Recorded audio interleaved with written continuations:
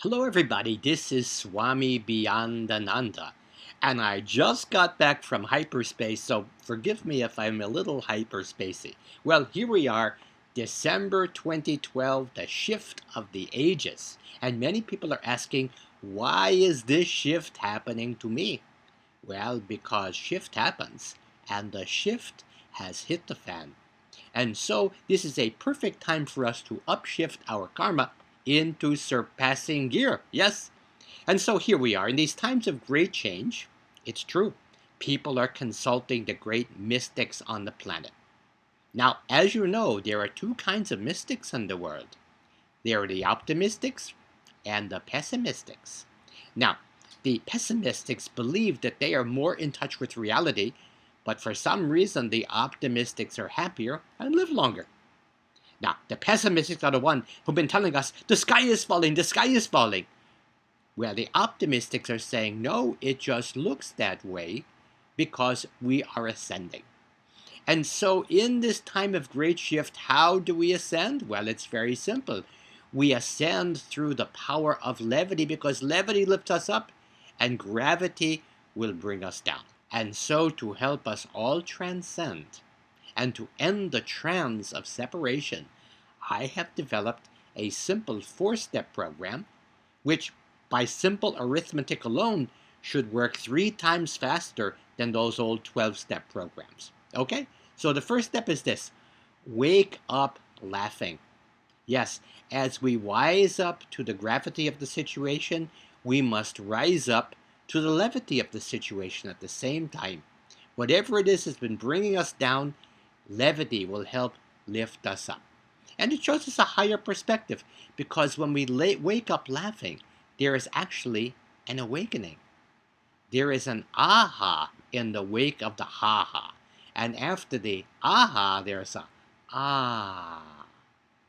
Because hearty laughter puts us squarely in the heart. It lifts us out of our heads and puts us into our hearts. And that brings us to step 2, wise up loving. Because as the wisest guys have been telling us for millennia, we are all one with the same one. And the purpose of life is not survival of the fittest, but thrival for all. Love is the new currency in the ecological economy because the more we spend, the more we have. And as you know, we are not here to earn God's love, we are here to spend it. And having love is simple. All we have to do is open our blinds and let it in. So here is the inescapable truth. Love has us surrounded, might as well surrender. And here is some very good news. Love is more powerful than fear. Otherwise, we'd be singing, all you need is fear. She fears you, yeah, yeah, yeah, yeah. No, we're not singing that. Okay? So, we might as well surrender to love. Yes, surrender to love. Let's give up the fight. If love is good enough for Jesus, Buddha, and the Beatles, it's good enough for me.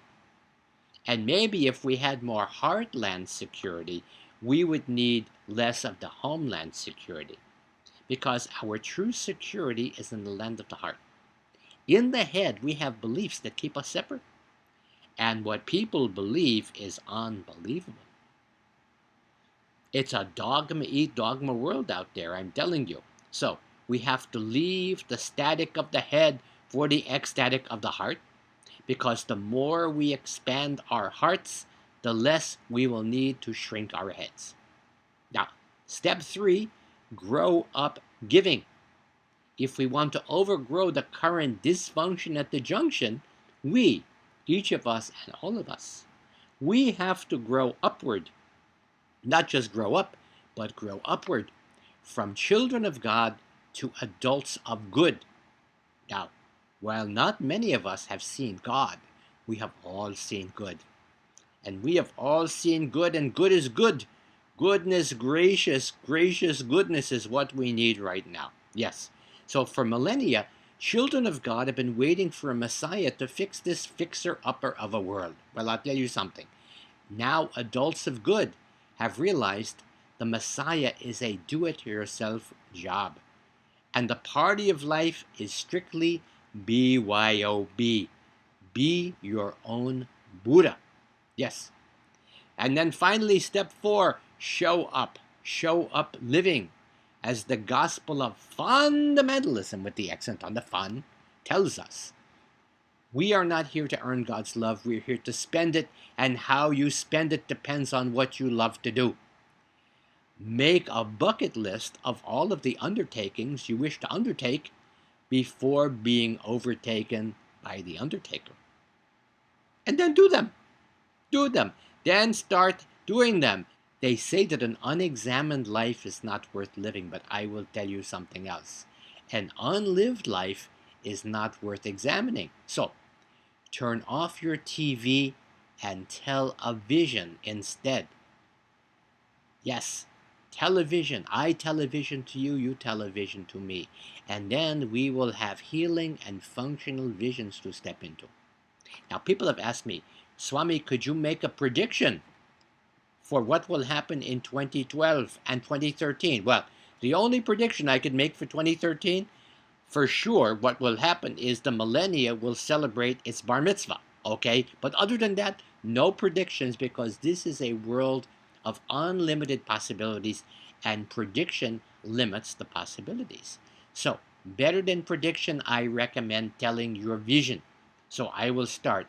Imagine living in a healed world. Yes, imagine that. Imagine think tanks where they think about more than tanks. Imagine this. Imagine young people living for their country instead of dying for it. Okay, I am going to stretch your imagination beyond stretching the imagination.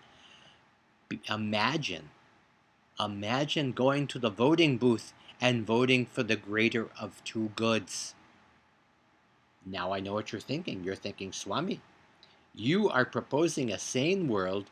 You must be crazy. But I say this, we do not need to change the world. All we need to do is toilet train the world, and we'll never have to change it again. Okay, so finally, my final message to you is that laughter is what heals. Now, perhaps you've heard the story about Norman Cousins. He was diagnosed with a life-threatening illness. He checked into a hotel room with Marx Brothers movies and Candid Camera reruns, and he got well.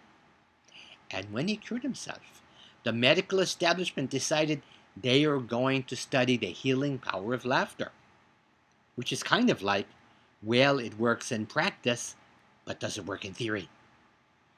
And so, as we have found, when we laugh, it creates these hormones, these hormones that make us feel better, that are our body's natural painkillers called endorphins. Laughing improves immune function, and laughter lowers the blood pressure. Because when we laugh, it causes our blood vessels to dilate better than having them die early. So, what we want to do right now to ensure that we have plenty of laughter as we come into this next year and into this really new time, I would like for us to all take a vow of levity. So, all those wishing to take a vow of levity, please rise and repeat after me. All for fun and fun for all. And may we laugh, laugh, laugh till the sacred cows come home. Namaste and namasko. Bye-bye.